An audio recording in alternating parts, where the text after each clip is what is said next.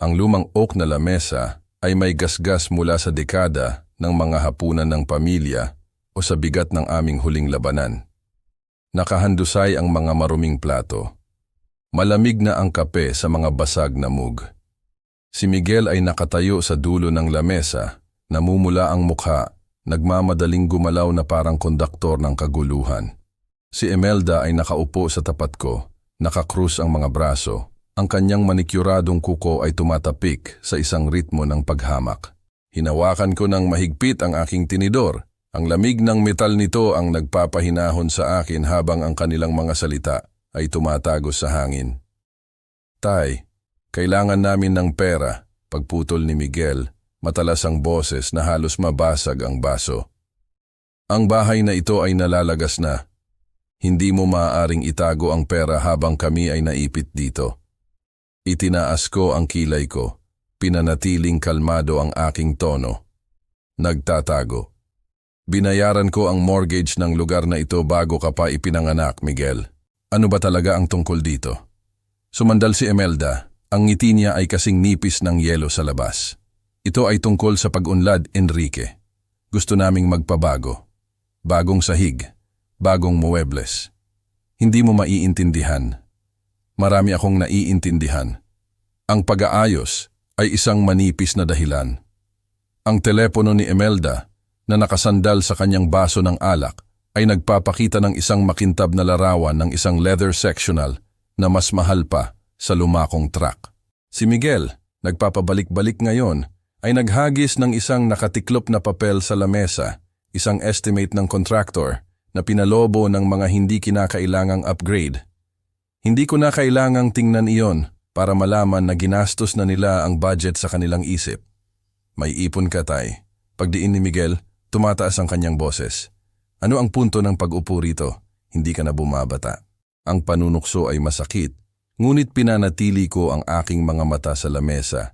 Sinusundan ng isang pamilyar na gasgas mula noong inukit ni Miguel ang kanyang mga inisyal gamit ang kutsilyo ng mantika noong siya ay 10. Noong tinitingnan niya pa ako na para bang ako ang kanyang bayani. Marami na akong ibinigay sa iyo, mahinahon kong sinabi. Nakatira ka rito ng walang upa.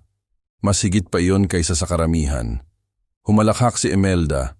Ang tawa niya ay isang talim na nakabalot sa sutla. Walang upa. Ang lugar na ito ay isang museum, Enrique. Ginagawa namin sa iyo ang pabor sa pamamagitan ng pananatili. Ibinagsak ni Miguel ang kanyang kutsara. Ang ingay ay umalingaw-ngaw. Napakadamot mo. Akala mo, santo ka. Pero hinahadlangan mo lang kami. Biglang tumahimik ang silid, ang uri ng katahimikan na dumidiin sa iyong dibdib. Huminpit ang hawak ko sa tinidor, pumuti ang aking mga buko. Hindi ito ang unang pagkakataon na itinaas niya ang boses, ngunit ito ay naiiba. Mas malala, pangwakas. Ang mga mata ni Imelda ay kumikinang sa tagumpay na para bang naghihintay siya ng pagsabog na ito. Sana'y sumigaw ako pabalik. Sana'y inilista ko ang bawat sakripisyo, ang overtime shifts, ang tuition sa kolehiyo, ang kotse na ibinenta ko para bilhin ang una niyang luma. Ngunit hindi na maaabot ng mga salita ang mga ito. Hindi na. Napakadamot, inulit ko, hinayaan ang salita na umalingaw-ngaw. Yan ang tingin mo. Lumapit pa si Miguel, mainit ang hininga sa alak. Tama ka. Hindi ka na kailangan dito, tay. Kaya namin itong hawakan nang wala ka. Nagbago ang hangin, mabigat sa bigat ng kanyang mga salita. Ang mga labi ni Imelda ay kumibot, bahagyang itinago ang kanyang kasiyahan.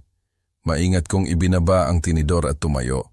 Ang aking upuan ay kumalampag sa hardwood, isang tunog na mas malakas kaysa sa dapat. Tiningnan ko si Miguel pagkatapos ay si Imelda. Ang kanilang mga mukha ay salamin ng kasakiman at katiyakan. Akala nila, nanalo na sila. Naiintindihan ko, sabi ko, matatag ang boses sa kabila ng apoy sa aking dibdib. Nalinaw niyo ang sarili niyo. Tinalikuran ko sila, mabigat ang aking bota sa sahig at naglakad patungo sa pasilyo. Sumigaw si Miguel, ang kanyang tono ay nangungutya. Ano? Iyan na? Magtatampo ka lang? Hindi ako sumagot. Ang pinto ng dining room ay nasa harap. Ang mga bakat ng pintura nito ay isang paalala ng mas magagandang araw. Nang abutin ko ang knob, isang ideya ang nag-aapoy sa gitna ng pagtataksil. Ibinigay ko sa kanya ang lahat, ang oras ko, ang mga pangarap ko, ang bahay ko. Wala na. Sumara ang pinto sa likod ko. Pinatahimik ang kanilang mga boses. Tumayo ako sa madilim na pasilyo. Ang pulso ko ay kumakalma. Akala nila, masisira nila ako. Nagkamali sila. Ipakikita ko sa kanila kung ano talaga ang ibig sabihin ng kasakiman. Ang aking silid tulugan ay isang time capsule. Ang bawat sulok ay nagtataglay ng mga multo ng buhay na aking itinayo at nawala. Ang kahoy na kama ay umuugong sa ilalim ko habang ako ay nakaupo. Ang matres ay lundo mula sa mga taon ng hindi mapakaling gabi. Isang lampara ang nagbigay ng isang mainit na liwanag sa silid. Nahuhuli ang alikabok sa isang naka-frame na larawan ni Isabel at Miguel na kinunan noong siya ay 6. Ang kanyang nakanganga ng ngiti ay nakatingin pabalik, napakalayo sa lalaking sumigaw na hindi ako kailangan. Ang aking mga daliri ay humawak sa baso, bahagyang nanginginig. Paano ito umabot dito? Ang bahay ay tahimik na ngayon, ang uri ng tahimik na nagpapalakas sa iyong mga iniisip. Binuksan ko ang drawer ng bedside table, hinugot ang isang lumang photo album, ang takip na balat ay makinis na. Nag-iikot, huminto ako sa isang larawan ni Miguel noong 16 na may hawak na football. Maliwanag ang kanyang mga mata sa mga pangarap na tinulungan kong pundohan. Ibinenta ko ang aking Chevy para bayaran ang kanyang mga aplikasyon sa kolehiyo. Sinabi kay Isabel na kotse lang iyon. Hinawakan niya ang kamay ko, ang ngiti niya. Sinasabing alam niya ang totoo. Pareho kaming naniwala na sulit iyon. Isa pang pahina, isa pang alaala. Pagtatapos ni Miguel, nagtrabaho ako ng double shifts para bayaran ang kanyang tuition. Masakit ang likod ko mula sa mahabang oras sa mga construction sites. Yinakap niya ako noong araw na iyon. Ang kanyang sombrero ay halos mawala. Nangako siyang ipagmamalaki niya ako. Naniwala ako sa kanya. Ngayon, ang alaala ay umikot na parang kutsilyo. Hindi siya nagpasalamat, kahit minsan. At pagkatapos kunin si Isabel ng cancer 3 taon na ang nakalipas, lalo siyang lumayo. Iniwan ako sa bahay na ito nang nag-iisa. Hanggang sa dumating si Imelda, ang kanyang matalas na ambisyon ay kumakapit sa kanya. Binalik ko ang pahina at nakakita ng isang nakatiklop na resibo na naninilaw sa katagalan. Bayad sa tuition, 600,000, petsa 2005. Pinatuyo ko ang aking ipon para dito. Sinasabi sa sarili ko na ito ay isang investment sa kanyang kinabukasan. Ang kinabukasan ko rin, naisip ko, isang tao na magpapatuloy sa pangalan ng pamilya upang ibahagi ang buhay na aking itinayo. Sa halip, dinala niya si Imelda, ang kanyang malamig na mga mata ay tinitingnan ang bahay na parang isang premyo na dapat kunin. Binago niya ito. O baka ipinakita lang niya kung sino siya noon pa man. Sumara ang album. Itinabi ko ito. Ang aking tingin ay bumagsak sa larawan ni Isabel. Ang kanyang malambot na curls, ang kanyang mainit na mga mata, sila ay laging nagpapatatag sa akin. Sinubukan ko. Liz, bulong ko. Ang boses ko ay magaspang. Ibinigay ko sa kanya ang lahat. Ngunit ang pagsubok ay hindi sapat. Hindi kapag siya ay nakatayo sa aking dining room, dumudura ng lason, sinulsulan ng isang babae na nakita ako bilang isang balakid. Ang tinidor na hinawakan ko kanina ay kumikislap sa aking isip. Ang bigat nito ay isang paalala ng galit na aking inilibing. Wala ng paglilibing. Tumayo ako, tumawid sa bintana. Sa labas, bumabagsak ang niyebe sa mabagal, mabigat na mga flake, tinatakpan ang kalsada ng puti. Idiniin ko ang aking kamay sa malamig na baso. Ang aking refleksyon ay nakatingin pabalik. Kulay abo na buhok, pagod na mga mata, ngunit isang panga na nakatuon sa layunin. Gumugol ako ng mga dekada bilang ang tatay na naglaan, na nagpatawad, na naghintay.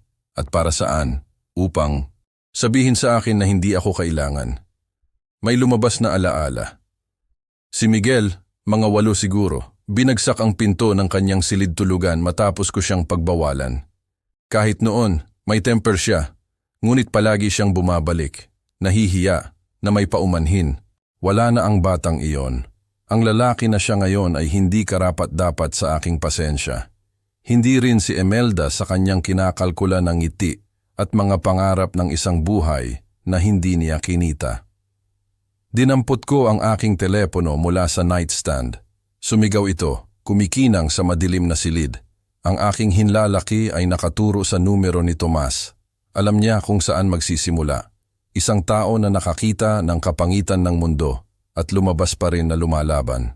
Ang niyebe ay patuloy na bumabagsak, malambot at walang humpay. Hindi ako biktima, hindi na. Matagal na akong naging pundasyon nila.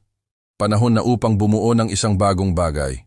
Ang lumang oak ay may amoy ng whiskey at kupas na balat. Ang madilim na ilaw nito ay naghahatid ng mahabang anino sa kahoy na paneling. Umupo ako sa isang sulok na booth. Ang vinyl seat ay umuugong habang ako ay sumasandal. Ang aking mga kamay ay nakabalot sa isang baso ng bourbon. Sa tapat ko, si Tomas ay humihigop ng kanyang serbesa. Ang kanyang kulay abong sweater ay kasing gulo ng kanyang pasensya. Naging kaibigan ko siya mula pa noong mga araw na nagtatalo kami tungkol sa mga blueprint sa engineering firm noong ang buhay ay may kabuluhan. Ngayon siya ay isang retiradong abogado na may kakayahan na malampasan ang walang katuturan. Sinabi ko sa kanya ang tungkol sa laban. Pagsigaw ni Miguel, pagngisi ni Imelda. Ang paraan na sinubukan nilang saktan ako sa mga salita. Nakikinig si Tomas. Ang kanyang mga mata ay naniningkit. Ang mga linya sa kanyang mukha ay lumalalim sa bawat detalye. Nang matapos ako, ibinaba niya ang kanyang baso. Malakas ang clink sa tahimik na bar. Sila ay mga buwitre, Enrique, sabi niya, magaspang ang boses. Akala nila, kaya ka nilang durugin dahil matanda ka na. Hahayaan mo ba sila? Ikinot ko ang bourbon, pinapanood ang amber na likido na humuli ng ilaw. Hindi, tapos na akong hayaan sila. Ngumiti si Tomas. Isang bihirang bagay na nangangahulugang gulo para sa isang tao. Mabuti. Saktan mo sila kung saan masakit. Pera, pride. Hanapin mo ang kanilang mahinang punto. Tumango ako. Ang isip ko ay umiikot na. Si Miguel ay pabigla-bigla. Laging hinahabol ang susunod na makintab na bagay. Isang bagong kotse, isang mas malaking TV. Mas masahol pa si Imelda. Ang kanyang ego ay nakatali sa mga hitsura. Ang kanyang Instagram feed ay isang dambana sa isang buhay na hindi niya kayang bilhin. Akala nila, kaya nila akong ibuli sa sarili kong bahay. Ipakikita ko sa kanila kung ano ang maaaring gawin ng isang buhay ng pagpaplano. Legally, dagdag ko, sinasalubong ang tingin ni Tomas. Walang pagkakamali, humalakhak siya sumandal. Sabi mo, parang ang lalaking double-checked sa bawat kontrata na isinulat ko. Kaya mo ito, Enrique. Hindi nila alam kung sino ang kinakalaban nila. Kinuha ko ang isang maliit na notebook mula sa bulsa ng aking coat. Binuksan ito. Ang aking panulat ay naggasgas sa pahina. Ang salitang accounts ay nakatayo sa matalas na tinta. Ang finances ni Miguel ay gulo. Nakita ko ang mga huling notice na sinubukan niyang itago. Ang paraan na si Imelda ay umigtad ng ang credit card reader ay tumunog ng masyadong matagal. Iyon ang aking simula. Mas nakakatakot ka kaysa sa akala ko, sabi ni Tomas. Itinaas ang kanyang baso. Sa hustisya. Ikinonekta ko ang baso ko laban sa kanya. Ang bourbon ay hindi nagalaw sa mga kahihinatnan. Ang bar ay umuugong sa paligid namin, isang mababang buzz ng pag-uusap at pag-ingay ng bote. Isang jukebox sa sulok ang nagpatugtog ng ilang lumang country tune, ang uri na kinakanta ni Isabel habang nagluluto. Itinulak ko ang isip na iyon. Ang nostalgia ay hindi makakatulong sa akin ngayon. Sumandal si Tomas, ang kanyang boses ay bumaba. Sigurado ka ba rito? Kapag nagsimula ka, wala nang balikan. Sinalubong ko ang kanyang mga mata, matatag. Ginawa nila ang kanilang pinili. Ngayon, ginagawa ko ang sa akin. Tumango siya, isang kislap ng paggalang sa kanyang tingin. Kung gayon, huwag kang uurong. Sila ay aalma kapag hinigpitan mo ang mga screws. Ipinasok ko ang notebook. Ang aking mga daliri ay humawak sa magaspang na tela ng aking coat. Ang plano ay nabubuo. Ang mga piraso ay nagkiklik sa lugar na parang mga blueprint na dati kong iginuhit. Ako ay isang engineer noon, nagtatayo ng mga bagay na tumatagal.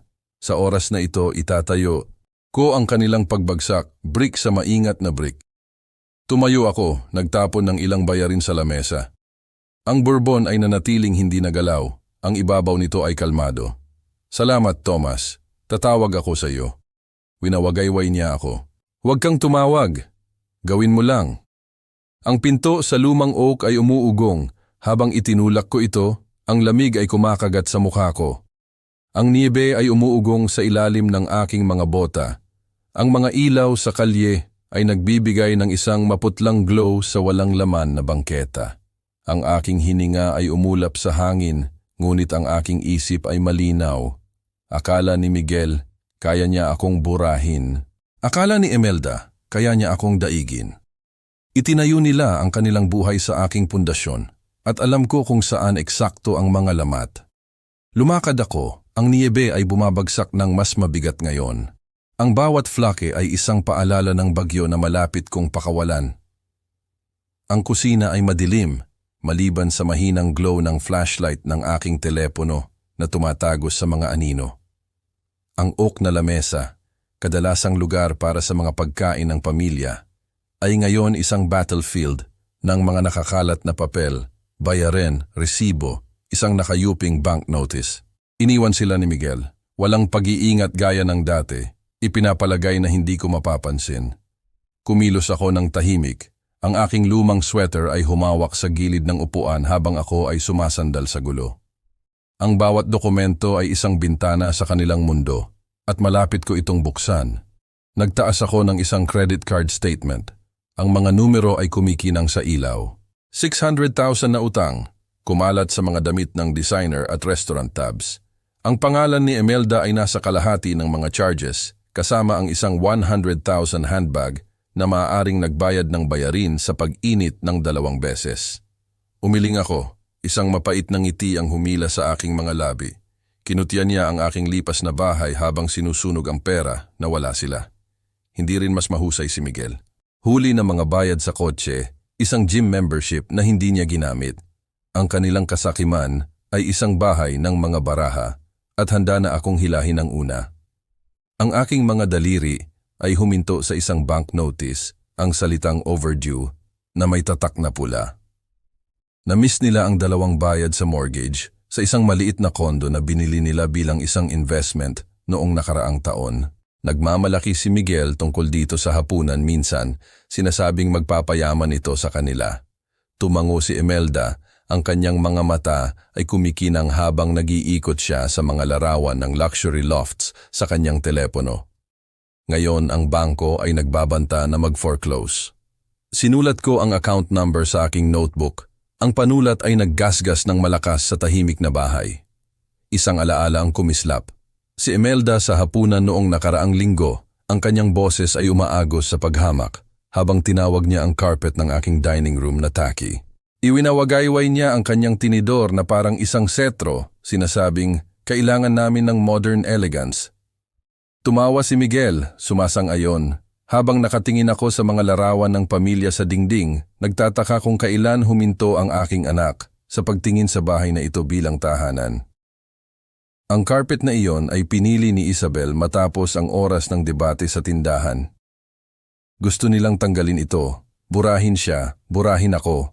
Natigilan ako, narinig ang isang ingay mula sa pasilyo.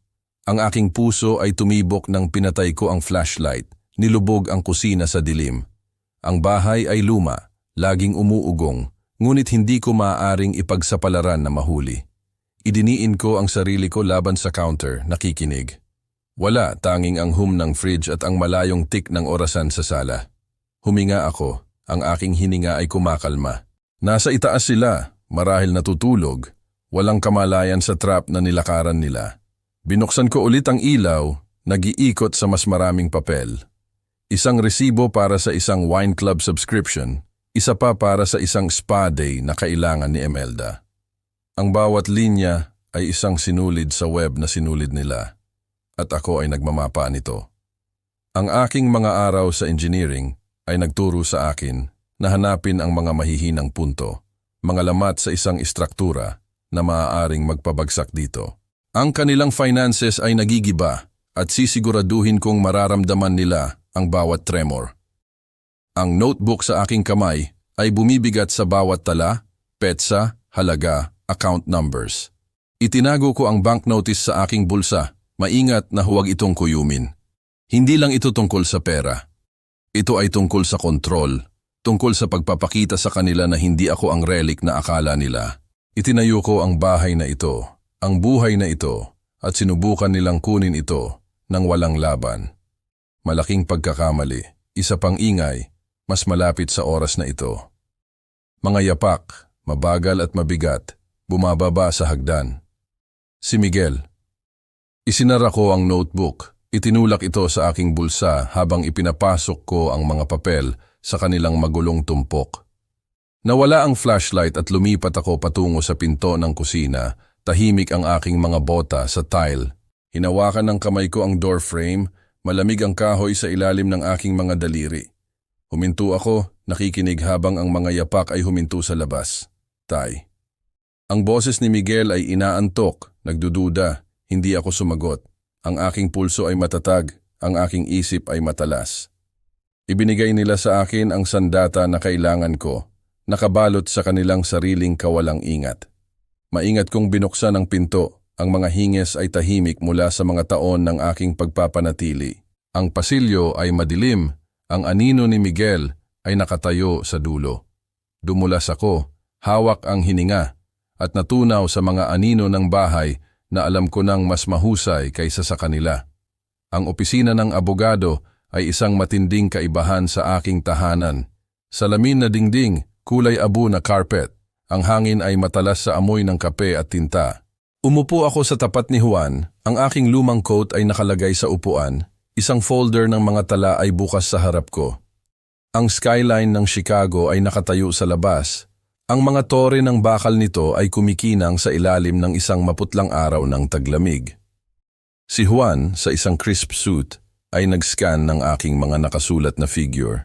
Ang kanyang panulat ay nagkiklik ng ayon sa ritmo. Kilala ko siya mula sa aking mga araw sa engineering noong inayos namin ang mga kontrata para sa firm. Siya ay matalas, discreet, at hindi nag-aaksaya ng mga salita. Sigurado ka ba rito, Enrique? Tanong niya. Mababa ang boses, ang mga mata ay tumingin mula sa pahina. Ito ay isang matapang na hakbang. Tumango ako, matatag ang aking mga kamay sa lamesa. Lumampas sila sa linya, Juan. Kinukuha ko ang akin.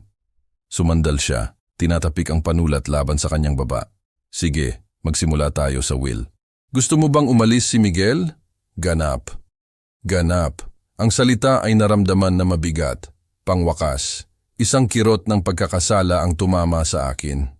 Anak ko pa rin si Miguel, ang bata pa rin na minsan ay kumapit sa kamay ko sa fair. Ngunit wala na ang batang iyon, pinalitan ng isang lalaki na dumura sa aking mukha. Itinulak ko ang ideya, nakatuon sa mga papel na inilabas ni Juan patungo sa akin. Ang una ay isang binagong will na nagngangalan ng isang lokal na charity bilang aking beneficiary. Ang bahay, ang aking ipon, lahat. Hindi makakakita ng dimi si Miguel at Imelda. Binasa ko ito ng maingat, ang aking mga lumang ugali sa kontrata ay pumasok. Ang bawat clause ay airtight, tulad ng gusto ko. Pinirmahan ko, ang gasgas ng panulat ay isang tahimik na tagumpay. Ang pangalawang dokumento ay isang bank form, freezing ang joint account. Ginagamit pa rin ni Miguel ang isang relic mula noong tinulungan ko siyang bilhin ang kanyang unang kotse. Hindi niya kailanman nag-abala na isara ito at ngayon ang katamaran na iyon ay magiging halaga niya. Pinanood ako ni Juan, ang kanyang ekspresyon ay hindi mabasa. Malalim kang humihiwa, Enrique. Mararamdaman nila ito. Dapat inisip nila iyon bago, sabi ko. Kalmado ang boses ngunit may gilid ng bakal.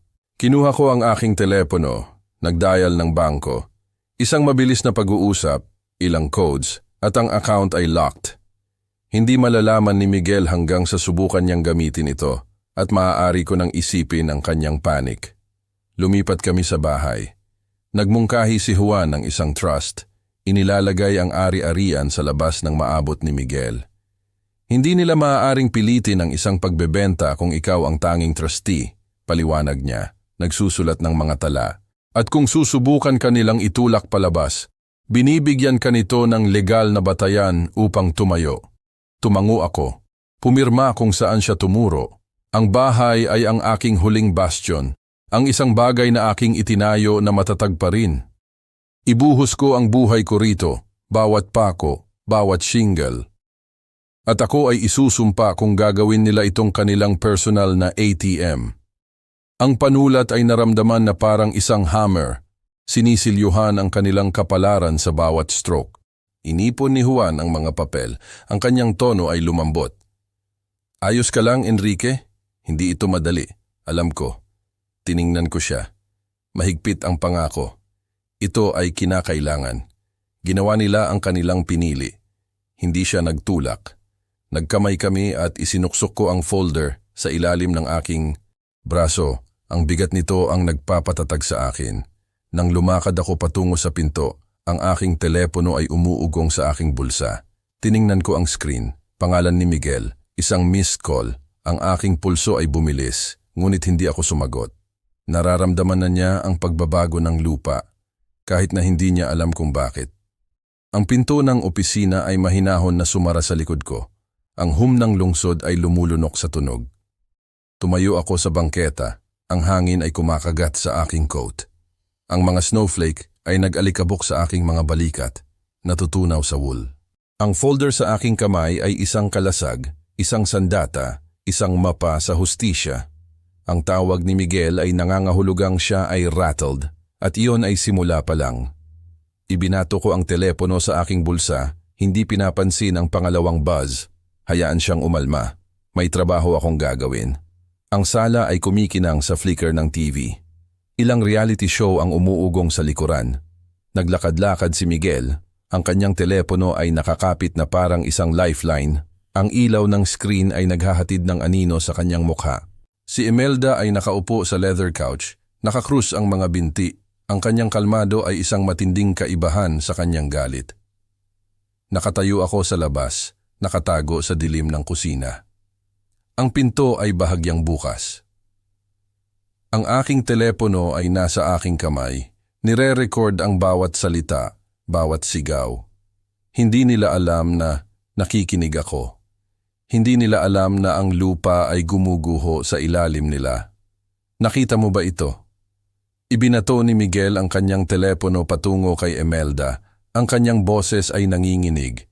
Ang mga account ay frozen. Sinubukan kong bayaran ang pautang sa kotse. At ito ay nag-bounce. Nag-bounce. Itinaas ni Imelda ang isang kilay. Ang kanyang tono ay malamig. Kumalma ka, Miguel. Baka glitch lang. Tawagan mo ang bangko. Ginawa ko. Inihagis niya ang isang magazine sa sahig. Ang mga pahina nito ay kumalat sa rug. Sinabi nila na nakalak ito ng pangunahing may-ari. Si Tatay Ion, Imelda. Ginawa niya ito. Lumapit pa ako sa pinto. Puti ang aking mga buko sa paligid ng telepono. Mabilis na nagtrabaho ang bangko, tulad ng inaasahan ko. Ang galit ni Miguel ay hilaw, hindi na filter. Ngunit ang reaksyon ni Imelda, iyon ang pinapanood ko. Lumipat siya. Ang kanyang manikuradong kuko ay tumatapik sa couch. Ang tatay mo, bakit niya gagawin iyon? Dahil siya ay mapaghiganti. Pagputol ni Miguel, naglakad ng mas mabilis. Nagtatampo siya mula noong humingi kami ng pera para sa pagkumpuni. Narinig mo siya. Akala niya, pag-aari niya kami. Ang mga labi ni Imelda ay nakakurba, isang mabagal, kinakalkulan ng ngiti. Kung gayon, baka oras na para umalis siya. Napakalaki ng bahay na ito para sa kanya. Maaari namin itong ibenta, lumipat sa isang mas mahusay na lugar. Isang lugar na moderno. Humigpit ang dibdib ko, ngunit nanatili akong tahimik. Ang telepono ay matatag, ibebenta ang bahay ko. Ang isa na itinayo ko kay Isabel, kung saan pinalaki namin si Miguel, kung saan ang tawa niya ay umaling-awngaw pa rin sa dingding. Hindi lang sila sakim, sila ay walang awa. Pinilit kong pabagalin ang aking paghinga. Ang aking isip na engineer ay nagkiklik sa kanilang mga salita. Ini-file ang mga ito. Ang bawat syllable ay ebidensya. Fuel para sa apoy na aking inaalagaan. Huminto si Miguel sa paglalakad. Ang kanyang balikat ay lundo. Sa tingin mo, kaya lang namin siyang palayasin? Sumandal si Imelda. Ang kanyang boses ay mababa, konspiratoryal. Matanda na siya, Miguel. Mahina. Sasabihin namin na para ito sa sarili niyang kabutihan. Hanapin siya ng isang magandang maliit na apartment sa isang lugar na mura. Ang bahay ay mananatili sa amin. Iyon ay patas lamang. Patas. Ang salita ay nasunog, ngunit hindi ako gumalaw. Ang aking hinlalaki ay nakaturo sa telepono, ang recording ay tumitiklop. Nagpaplano sila mismo sa harap ko. Walang kamalayan sa lambat na humihigpit sa paligid nila. Alam kong sila ay makasarili, ngunit ito ay isang bagong pagbagsak. Ang bahay ko, ang buhay ko, nabawasan sa isang stepping stone para sa kanilang mga ambisyon. Nag-aalangan si Miguel, nagpapatakbo ng isang kamay sa kanyang buhok. Hindi siya aalis ng tahimik. Alam mo kung gaano siya katigas. Kung gayon gagawin namin siya, sabi ni Imelda. Ang kanyang boses ay matalas na ngayon. Kakausapin namin ang isang abogado. Alamin ang aming mga opsyon. Hindi siya maaaring manatili rito magpakailanman na hinihila kami pababa kasama niya. Ang TV ay kumislap, isang laugh track na nakakainis laban sa tensyon. Umalis ako, tahimik ang aking mga bota sa tile. Ang anino ng pinto ay nagtago sa akin habang tumayo si Imelda, tumawid sa bintana upang suriin ang lock. Siya ay masinop. Ibibigay ko iyon sa kanya, ngunit hindi sapat ang masinop. Ang aking telepono ay umuugong nang mahina habang ang recording ay nasave. Ang kanilang mga boses ay nakulong sa kanyang alaala. Pumasok ako sa kusina, ang puso ko ay tumitibok. Ngunit ang isip ko ay malinaw.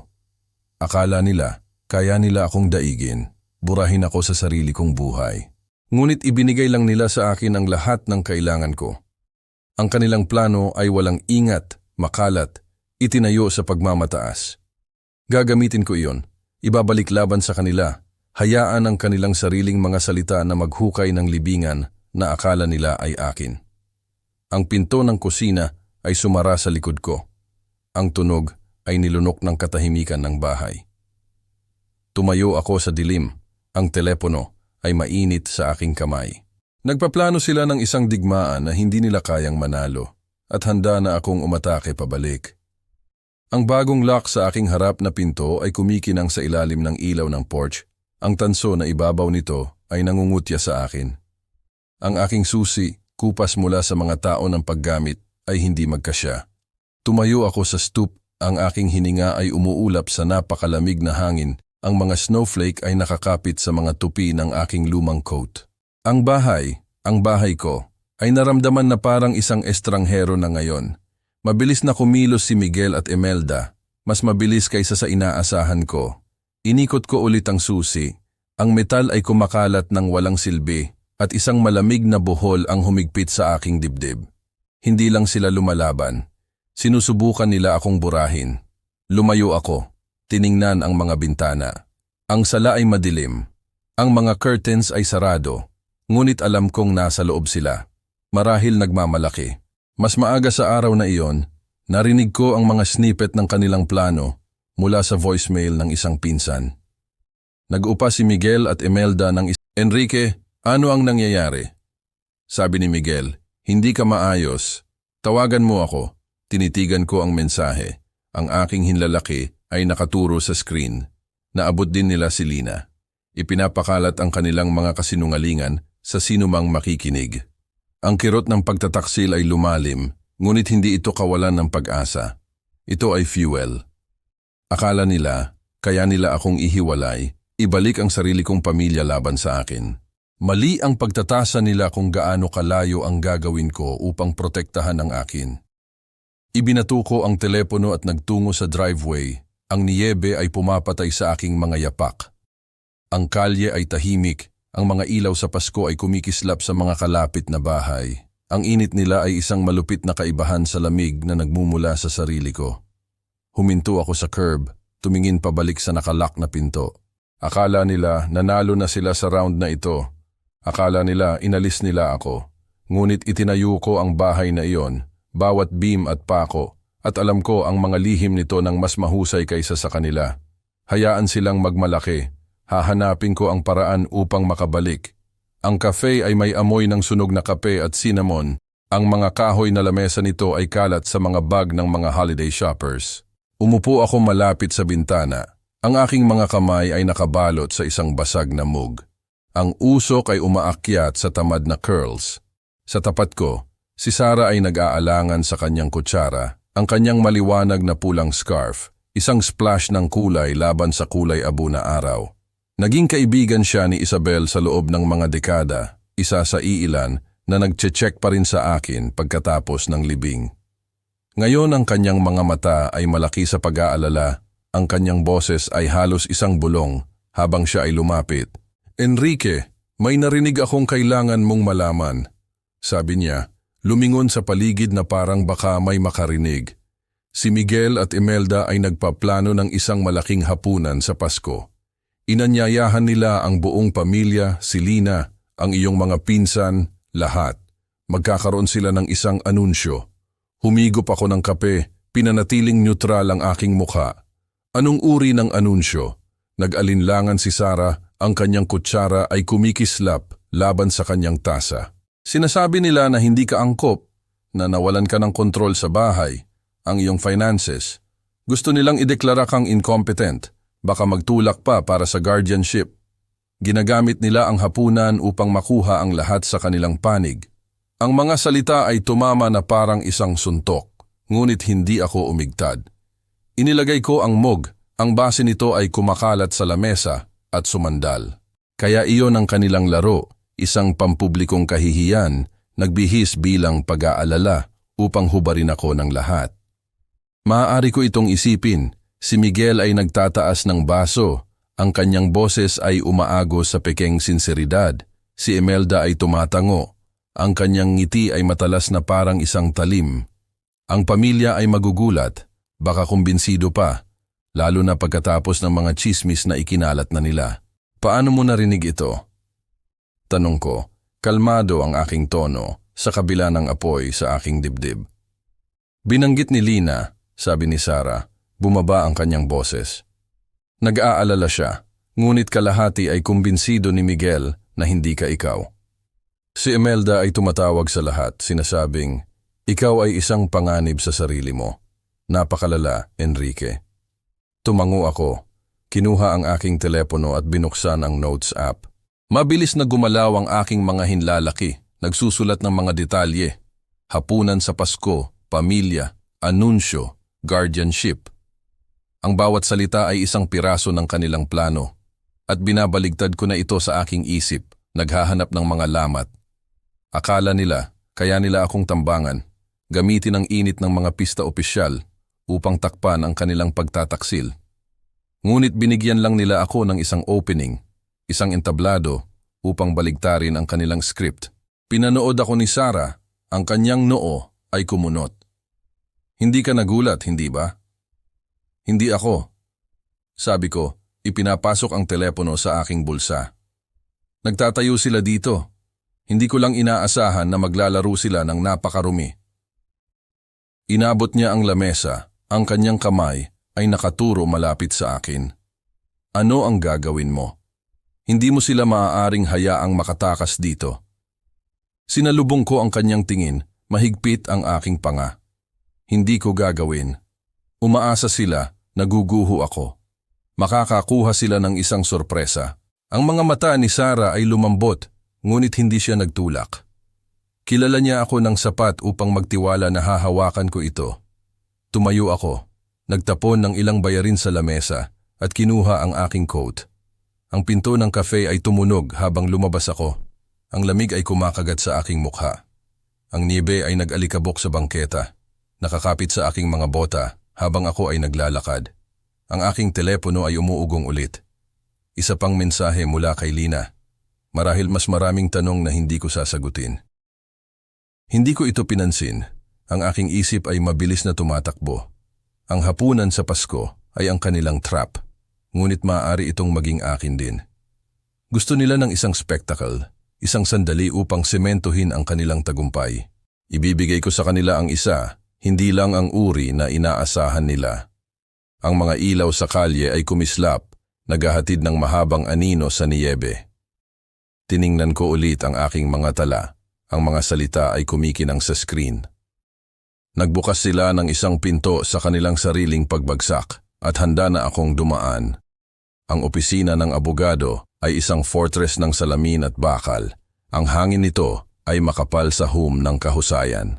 Umupo ako sa tapat ni Juan. Ang aking folder ay bukas sa pinakintab na lamesa. Ang mga papel ay kumalat na parang isang mapa ng labanan. Inayos ni Juan ang kanyang salamin. Ini-scan ang mga dokumento na inihanda ko. Mga eviction notice mula kay Miguel at Imelda.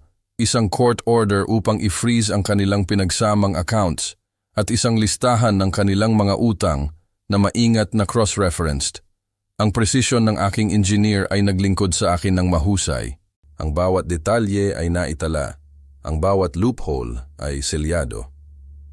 Ito ay ironclad, Enrique, sabi ni Juan. Ang kanyang boses ay clipped, ngunit approving. Ang eviction notice ay legal, sinusuportahan ng trust na itinatag mo. Magkakaroon sila ng 30 araw upang umalis kapag naihatid na ito. At ang account freeze, epektibo kaagad. Na-corner mo sila. Tumango ako, pinirmahan ng huling pahina. Ang bigat ng panulat ay naramdaman na parang isang gavel. Ang bawat stroke ay isang hakbang na mas malapit sa hustisya. At ang ebidensya, tanong ko, tinatapik ang folder. Sa loob ay mga recording, bank statements, kahit mga screenshot ng mga text ni Imelda sa mga kamag-anak, lahat ay nagpapatunay ng kanilang intensyon na dayain ako. Ginugol ko ang mga gabi sa pag-iipon nito. Ang aking dining room na lamesa, isang war room ng mga resibo at tala. Inilagay ni Juan ang folder sa kanyang briefcase. Sapat na. Kung susubukan nilang lumaban, ililibing sila nito sa korte.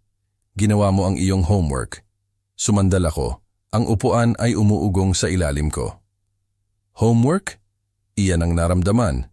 Methodical, walang humpay. Ang paraan na dati kong tinutugunan ang mga blueprint. Ngunit hindi ito tungkol sa mga gusali. Ito ay tungkol sa pagwasak ng mga kasinungalingan na itinayo ni Miguel at Imelda sa paligid ng aking buhay. Ang ideya ng aking anak na dating sapat na maliit upang magkasya sa aking mga braso. Ngayon ay nagpaplano na nakawan ako, ay nagdala ng isang pamilyar na sakit. Itinulak ko ito pababa. Ang pagsisisi ay hindi magtatapos nito. Ang susunod na stop ay ang bangko, isang sterile box sa puso ng mall. Ang kulay abong dingding nito ay may linya ng mga poster tungkol sa mga plano sa pagtitipid. Ang batang banker, ang kanyang tie ay bahagyang baluktot, ay nag-type ng galit habang kinumpirma ko ang freeze sa mga account ni Miguel. Ayos na, Mr. Wilson, sabi niya. Kinakabahan ang kanyang boses na para bang naramdaman niya ang bigat ng ginagawa ko. Nagpasalamat ako sa kanya, ipinasok ang confirmation slip sa aking folder. Ang mga numero ay nakalock na ngayon. Wala nang mga designer bags para kay Imelda. Wala nang walang ingat na pautang para kay Miguel. Bumalik sa opisina ni Juan. Tinapos namin ang huling piraso, isang sulat na ihahatid sa hapunan ng Pasko na nagbabalangkas ng kanilang pagpapalayas at ang mga kahihinatnan ng kanilang mga aksyon. Ipinasok ko ito sa isang simpleng envelope. Ang mga gilid nito ay crisp at inilagay ito sa aking briefcase. Ang folder sa loob ay nagtataglay ng lahat. Ang kanilang mga utang, ang kanilang mga kasinungalingan, ang kanilang recorded plot upang i-ousta ko. Ito ang aking ace, handa na laruin kapag dumating ang sandali. Tumayo si Juan, inalok ang kanyang kamay. Handa ka na, Enrique. Hindi nila ito makikita. Nakipagkamay ako sa kanya, matatag ang aking hawak. Hindi kailanman. Sa labas, ang mga salamin na pinto ng bangko ay sumara sa likod ko. Ang tunog ay nilunok ng holiday buzz ng mall. Ang mga shopper ay nagmamadali. Ang mga braso ay puno ng mga gift bags habang ang mga ilaw sa Pasko ay kumikislap sa itaas. Huminto ako, ang aking briefcase ay mabigat sa aking kamay at tiningnan ang mga dekorasyon. Naalala nila sa akin si Isabel, kung paano siya magsasabit ng mga ilaw sa aming porch tuwing Disyembre. Ang alaala ay nagpalambot sa akin sandali, ngunit sandali lang. Pinili ni Miguel ang kanyang landas at pinili ko ang sa akin. Bumagsak ang niebe habang naglalakad ako sa parking lot, nag-aalab sa aking coat. Ang aking hininga ay umulap sa hangin, ngunit ang aking isip ay malinaw. Bukas ay Christmas Eve, ang hapunan, ang kanilang dakilang entablado. Akala nila, ipapahiya nila ako, irali ang pamilya sa kanilang panig. Ngunit mayroon akong folder, ang sulat, ang katotohanan. Ang mga ilaw ay kumislap, ang kanilang glow ay nagre-reflekta sa niebe. Huminpit ang hawak ko sa briefcase.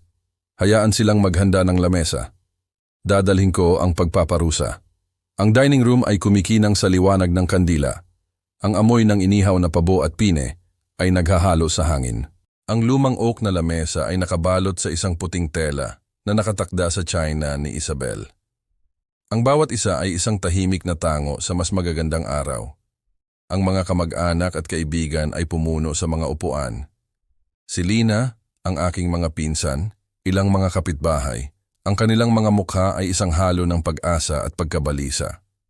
Si Miguel ay nakatayo sa dulo, isang baso ng alak sa kamay. Ang kanyang ngiti ay kasing polish ng bagong relo sa kanyang pulso. Si Imelda ay nakaupo sa tabi niya. Ang kanyang tindig ay perpekto. Ang kanyang mga mata ay kumikinang sa tahimik na tagumpay. Umupo ako sa tapat. Ang aking mga kamay ay nakatiklop. Isang simpleng folder ang nakatago sa ilalim ng aking upuan. Akala nila ito ang kanilang sandali. Nagkamali sila. Nilinis ni Miguel ang kanyang lalamunan. Ang silid ay tumahimik, maliban sa mahinang clink ng mga tinidor.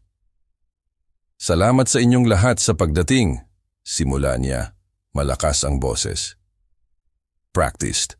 Ang Pasko na ito ay espesyal. Ito ay tungkol sa pamilya, tungkol sa pag-usad, ngunit may kailangan tayong tugunan. Pinanood ko siya, kalmado ang aking mukha, kahit na ang pulso ko ay tumibok. Ang folder sa ilalim ng aking upuan ay naramdaman na mabigat. Ang nilalaman nito ay isang talim na aking hinasa sa loob ng mga linggo. Ang tingin ni Miguel ay bumalik sa akin. Isang flash ng paghamak ang tumawid sa kanyang mga tampok. Itinaas niya ang kanyang baso ng mas mataas. Ang kanyang tono ay tumitigas. Tay, napag-usapan na natin ito. Hindi ka maayos. Ang bahay na ito, ang buhay na ito, masyadong marami para sa iyo. Nagbotohan kami bilang isang pamilya. Hindi ka na bahagi nito. Panahon na para umalis ka. Isang gasp ang dumaloy sa silid. Ang kamay ni Lina ay lumipad sa kanyang bibig at ang pinsan kong si Tomas ay sumandal, nakakunot ang noo.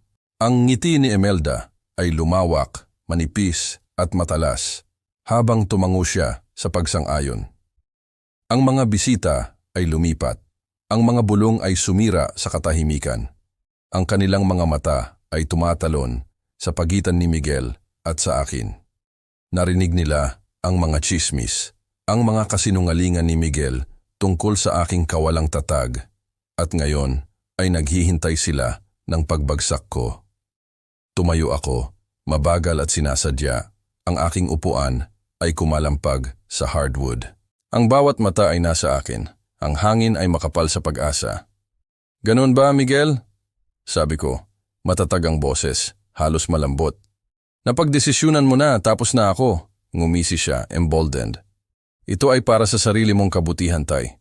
Magpapasalamat ka sa amin mamaya." Inabot ko sa ilalim ng upuan, kinuha ang folder. Ang simpleng takip nito ay nagdulot ng mga usisang tingin, ngunit ang kumpiyansa ni Miguel ay hindi natinag. Lumapit pa si Imelda sa kanya, bumubulong ng isang bagay. Ang kanyang mga daliri ay humawak sa kanyang braso. Lumapit ako, hawak ang folder patungo sa kanya. "A parting gift, kung gayon." Sabi ko, magaan ang tono, ngunit may gilid ng bakal. "Buksan mo." Nag-alinlangan si Miguel, ang kanyang ngiti ay humina. Kinuha niya ang folder, ang kanyang mga daliri ay humawak sa papel na para bang ito ay masusunog. Ang silid ay tahimik na ngayon, ang mga kandila ay kumikislap, naghahatid ng anino sa kanyang mukha.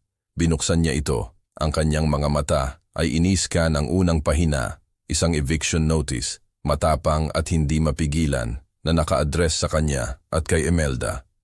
Ang kanyang hininga ay nahuli. Ang kanyang kamay ay nanginginig habang bumalik siya sa susunod na dokumento. Isang court order na nag-freeze sa kanilang mga account na sinundan ng isang detalyadong listahan ng kanilang mga utang, ang kanilang mga kasinungalingan, ang kanilang recorded plot upang dayain ako. Ano ito? Sigaw niya, ang kanyang boses ay nanginginig. Ang folder ay dumulas, ang mga papel ay kumalat sa lamesa, dumaong malapit sa turkey platter. Hindi mo ito maaring gawin. Nagawa ko na, sabi ko. Ang aking tingin ay nakakabit sa kanya. Akala mo, kaya mong kunin ang bahay ko, ang buhay ko, at tawagin itong sa iyo. Basahin mo ang iba. Nandyan ang lahat. Ang iyong mga utang, ang iyong mga plano, ang iyong mga salita. Kinuha ni Imelda ang isang papel. Ang kanyang mukha ay namumutla habang nagbabasa siya. Ito ay isang kasinungalingan, pagputol niya. Ngunit nanginginig ang kanyang boses. Ang kanyang composure ay gumuho. Ang mga bisita ay lumapit, nagbabasa sa balikat niya. Ang kanilang mga bulong ay naging bulungan ng shock. Tumayo si Lina, kinuha ang isang pahina. Ang kanyang mga mata ay malaki habang nakikita niya ang katotohanan. Mga screenshot ng mga text ni Imelda, ang recording transcript, ang mga bank notice. Miguel, totoo ba ito? Tanong ni Lina, matalas ang kanyang boses. Sinubukan mong ibenta ang bahay niya? Siya ay nauutal. Ang kanyang baso ay kumalampag sa lamesa. Ang alak ay tumapon sa tela. Hindi totoo. Hindi iyon ang hitsura. Umalis ako. Hinahayaan ang kaguluhan na maganap. Ang folder ay ang aking sandata at tumama ito ng totoo. Ang mga mata ni Imelda ay tumalon sa mga bisita, naghahanap ng mga alays, ngunit nakakita lamang ng kawalang paniwala. Ang mukha ni Miguel ay pula, ang kanyang mga kamay ay nanginginig habang sinubukan niyang tipunin ang mga papel. Tumayo ako ng tahimik, ang puso ko ay matatag, ang bigat ng mga taon ay umaalis. Naghanda sila ng entablado, ngunit isinulat ko ulit ang wakas. Ang harap na pinto ay nakatayo sa malayo. Ang frame nito ay binabalangkas ng madilim na ilaw ng pasilyo. May tumuro dito, ang kanilang boses ay nawala sa lumalaking ingay. Hindi ako gumalaw, ang aking mga mata ay kay Miguel. Akala niya, sinira niya ako. Ngayon siya ang nasisira. Ang dining room ay isang bagyo ng mga boses. Ang dating orderly na lamesa ngayon ay isang gulo ng natapong alak at nakakalat na mga papel. Si Miguel ay nakasandal sa kanyang upuan. Ang kanyang mga kamay ay nakahawak sa kanyang ulo. Ang eviction notice ay nakakuyom sa kanyang kamao. Tumayo si Imelda. Namumula ang kanyang mukha. Ang kanyang manikyuradong kuko ay naghuhukay sa isang napkin habang sinubukan niyang iligtas ang kanyang gumuguhong fakad. Ang mga bisita ay nakatayo, ang ilan ay sumisigaw, ang iba ay bumubulong, ang kanilang mga mata ay tumatalon sa pagitan ng mga dokumento at ang mag-asawa na nagtaksil sa akin. Tumayo ako sa gilid ng kaguluhan, ang aking mga kamay ay nasa aking mga bulsa. Pinapanood ang kanilang mundo na gumuguho. Miguel, ipaliwanag mo ito, hiling ni Lina. Winawagayway ang isang bank statement. Ang kanyang boses ay tumatagos sa ingay. Sinabi mo sa amin na nawawala ang isip ni Enrique.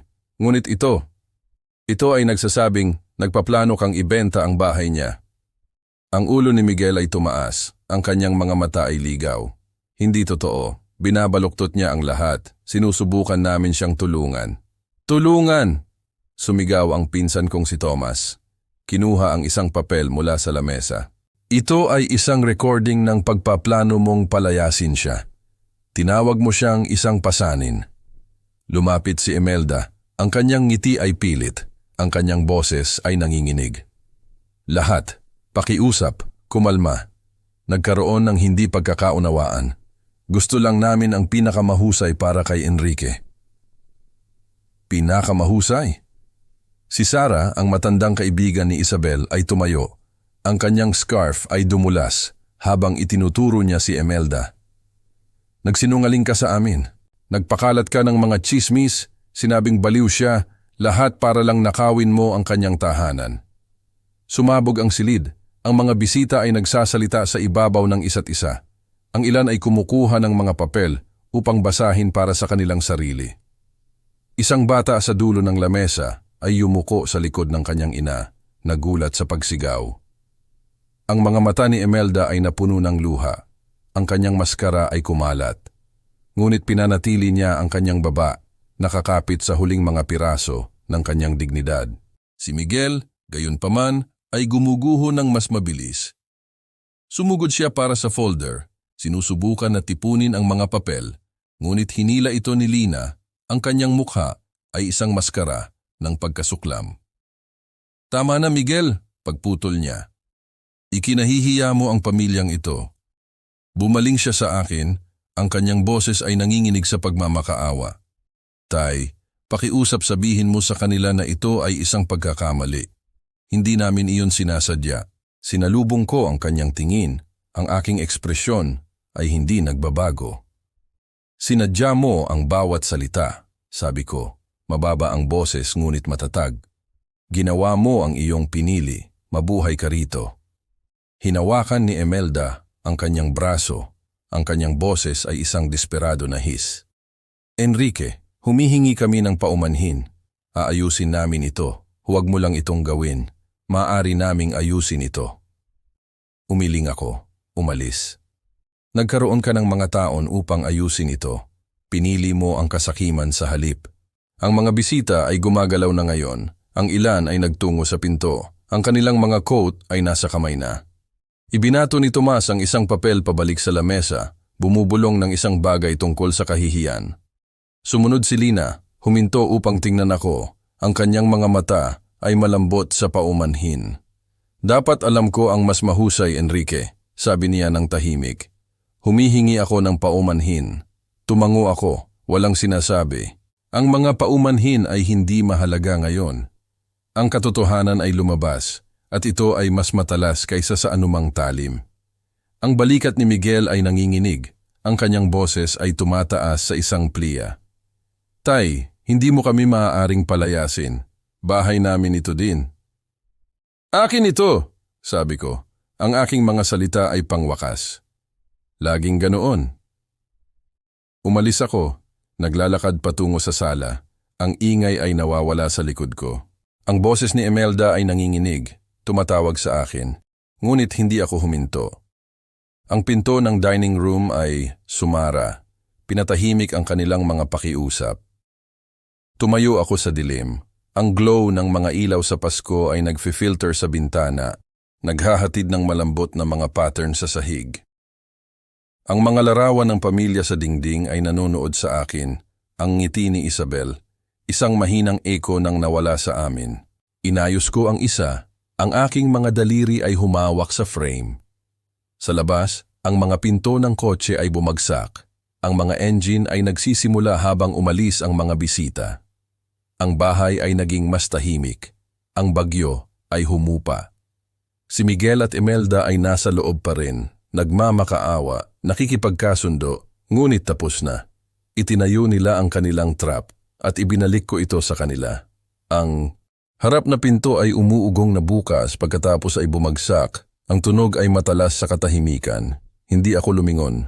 Ginawa nila ang kanilang kama. Ngayon hihiga sila rito.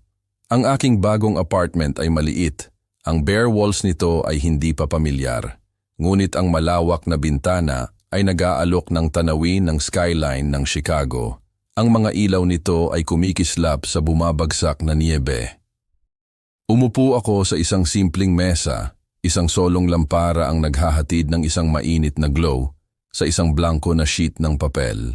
Ang panulat sa aking kamay ay naramdaman na mabigat, hindi sa tinta, kundi sa bigat ng kailangan kong sabihin.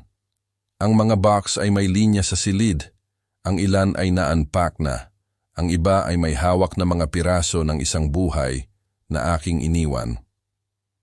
Isang larawan ni Isabel ang nakalagay sa isang shelf. Ang kanyang ngiti ay nagpapatatag sa akin habang nagsimula akong magsulat.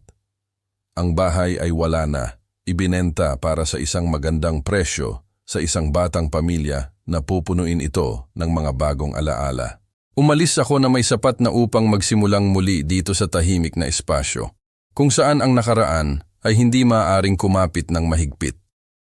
Ang pagbebenta ay mabilis, ang paperwork ay pangwakas, ang bawat signature ay isang hakbang patungo sa kalayaan. Si Miguel at Imelda ay nawala pagkatapos ng hapunan sa Pasko.